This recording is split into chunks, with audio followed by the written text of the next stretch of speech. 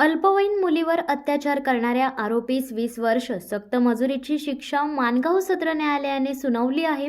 सदरची घटना ही मौजे तळा येथील तळगड किल्ल्याच्या परिसरातील पडत्या घरामध्ये दिनांक 7 जानेवारी 2022 रोजी घडली होती। आरोपी अबुजर इलियास वलिले याने पीडित मुलगी वय वर्ष 15-9 महिने ही तिच्या मावशीच्या मुलीसोबत परीट आळी येथील मावशीच्या घरून स्वतःच्या घरी परत जात असताना वाटेमध्ये तिला थांबवले व माझ्यासोबत फिरायला चल, मला तुझ्याशी बोलायचे आहे असे सांगून पीडित मुलीस तळगड किल्ल्याच्या पायथ्याशी नेले। यावेळी मावशीच्या मुलीला वाटेतच थांबवले। किल्ल्याच्या पायथ्याशी गेल्यानंतर मला तुझ्याशी लग्न करायचे आहे असे सांगून तिच्यावर अत्याचार केला। या घटनेची फिर्याद तळा पोलीस ठाणे येथे दिल्यानंतर गुन्हा दाखल करण्यात आला। या गुन्ह्याचा तपास पोलीस उपनिरीक्षक तळा SS खराडे यांनी केला।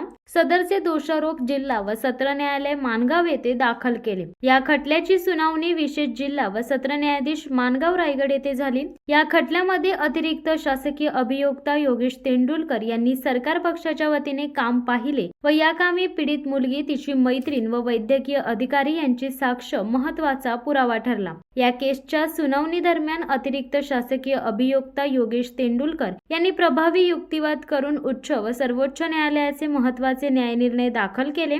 या केसच्या सुनावणी दरम्यान पैरवी अधिकारी पोलीस उपनिरीक्षक दिनेश आगाव, महिला पोलीस हवालदार छाया कोपनर, सीमा चांदोरकर, शशिकांत कासर, सोमनाथ ढाकणे यांनी सहकार्य केले। विशेष न्यायाधीश UT पोळ यांनी सदर गुन्ह्याच्या शाबितीनंतर आरोपी अबुजर इलियास वालिले यास दिनांक 8 ऑगस्ट रोजी दोषी धरून 20 वर्ष सक्त मजुरीची शिक्षा व रोख रक्कम 50,000 रुपयांचा दंड ठोठावला। शिवसत्ता टाइम्ससाठी दीपक दबके, माणगाव।